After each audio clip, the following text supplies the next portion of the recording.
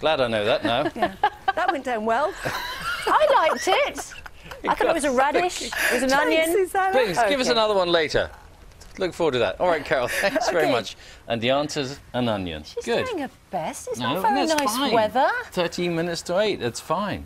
The Chancellor, George Osbourne, has been busy negotiating with his cabinet colleagues about where to make £11.5 billion worth of savings in 2015. Well, so far, 7 departments have agreed to his spending review, while others, like health and schools and international development, have already had their budgets ring-fenced. So how far will the cuts go? The Chancellor himself is here to tell us more. And I noticed you take a great interest in the front of the Daily Telegraph this morning, where Ian Duncan-Smith apparently has offered to cut Britain's welfare bill by up to another £3 billion annually to protect spending on the armed forces and police. Is this a deal that has been done? Well, we are cutting welfare, and we're cutting welfare for the future as well. We're going to make sure that no family that stays at home on benefits gets more than the average family gets from going out to work, and we're also making sure that welfare bills don't go up faster than wages. OK, but hang on, so there's a big savings in welfare, but I would say that's not an excuse to let Whitehall off the hook. We've also got to make savings there so we can fix our economy, bring that deficit down and spend on the things that people want us to spend on, like the NHS, like the infrastructure that's going to create jobs in the future. But new cuts to welfare, that's the key question. Well, I'm focused now on trying to get money out of individual government departments by making further savings. This is not my money, this is your money. This is the people watching this programme's money. They pay their taxes, they expect value for money. That's what we're going to do, and today we've announced that 7 government departments, including quite big government departments like the Ministry of Justice, have agreed significant cuts, up to 10%, in these budgets for 2015, so that, as I say, we can get that deficit down and focus money on where it's needed. 7 government departments have agreed, which leaves about a dozen that haven't agreed. So how much of your £11.5 billion target have you managed to sort of plan out? Well, we're now about 20% of the way there, with a month to go. It's not much, is it? Well, I don't think any Chancellor in history has made this much progress with still a month to go. So I think people were saying you weren't going to be able to get any agreements from these departments, from some of these ministers. Actually, we've got ministers like Chris Grayling and Eric Pickles and Ed Davey all agreeing today to substantial savings because they know we've got to deal with our economic problems. We can't run away from them. We've got to go on making tough but necessary choices. And above all, that means that I can invest in things like the new infrastructure I'm going to see here in the northwest that is going to create jobs today. Well, OK, so you mentioned some of these departments, communities and local government is going to take a hit then. Does that mean more cuts to councils?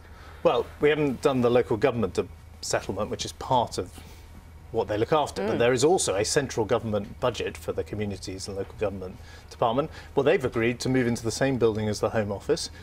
It's the most straightforward ways of saving money. They've agreed to further restraint in the pay settlements of the people who work in that department.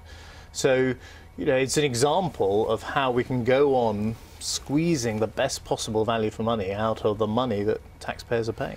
Health, let's talk about ring fencing for a second, if we may. Health, schools and foreign aid ring fence, so no cuts there. But a lot of experts have been saying just recently that that's a mistake. The Institute for Public Policy Research, the Institute for Fiscal Studies, the Institute of Economic Affairs, people who know generally what they're talking about, all saying ring fencing, you just shouldn't do it anymore. Everything should be out on the table. So why do you insist on keeping those things ring fenced? Well, this is about choices. It's about choices of the kind of country we want to live in and where we spend our money, particularly when money is tight. That's a tough choice. And I've made a tough decision that I'm going to protect spending on the NHS. It's the thing that I suspect people watching this programme probably care most about. And I'm also going to try and protect money going into schools so that we educate our children for the future. Foreign aid, is that worth? Well, look, foreign aid, you know, this country made a commitment to the rest of the world, to the world's poorest, that we were going to spend money to help them have better lives and cure them from diseases. It is not a vast part of the government budget. I mean, I think sometimes the debate about foreign aid is vastly greater than the actual sums of money involved. The big sums of money go on things like our NHS, like our school system, and that's where, of course, we're making those tough decisions to protect those budgets by cutting the budgets of other government departments. What about the Home Office? What about the Ministry of Defence? What's going to happen with those departments? Well, I'm still in negotiation and discussion with those departments. I mean, as I say, I don't think anyone was expecting me to turn up at the end of May and say I've already agreed 7 departments, and the actual date when I've got to announce the whole thing is at the end of June. So we're in, of course, a discussion about that. But look, everyone who sits around the cabinet table shares the same goal, which is to bring the deficit down, to fix our broken economy, to make sure the money's going to the job-supporting infrastructure projects and the like, which we are now supporting. So, but those departments still face cuts. Well, they've all got to make savings. They're all aware that they've got to make savings. Of course, what we want to do is make sure these savings do not affect the frontline services. I remember, not necessarily coming on this show, but coming on shows like this a couple of years ago and saying, if you take savings out of the Home Office, crime will go up. Well, actually, crime has fallen. You know, I remember coming on shows like this saying that if we made cuts to some of the other government departments, that this would affect the quality of public services. But actually, in many measures, the productivity, what we get out of our public services has gone up. But you've got a political battle on your hands, haven't you? Because both those Secretaries of State, Theresa May and Philip Hammond, are going to put up a fight to defend their departments. I mean, for instance, Theresa May has said that money for counter-terrorism should not be part of this review. But we have a discussion, of course, with these departments about the savings necessary. But look, I'm not going to do things that are going to endanger the security of the country, whether at home or abroad. The whole point of this exercise is to make sure that we are making savings in the back office. We're restraining pay rises.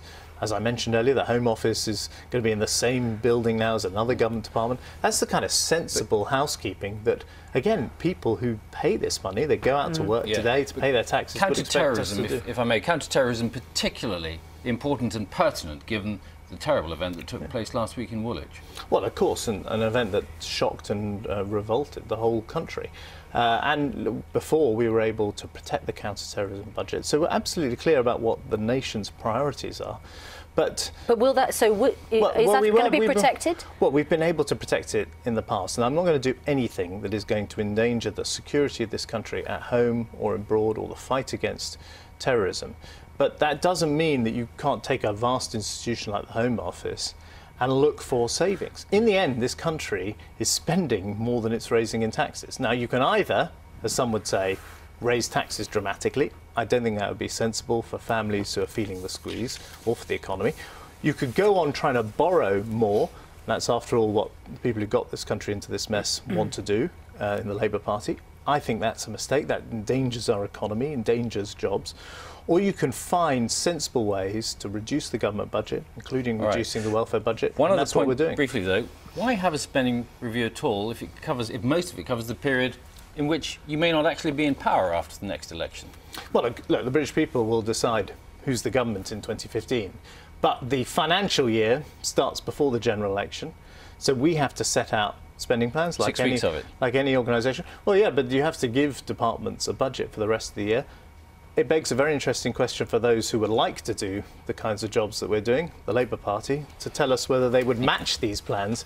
But that's up to them. What I'm clear is we're making the right decisions. We're fixing that economy and spending money where it's wanted, on the NHS and on infrastructure. Okay. All right, George Osbourne, that's where we must leave it. Thanks very much. Thank you very much. Thank you. 5 to 8, this is Breakfast, and coming up later on the programme this morning,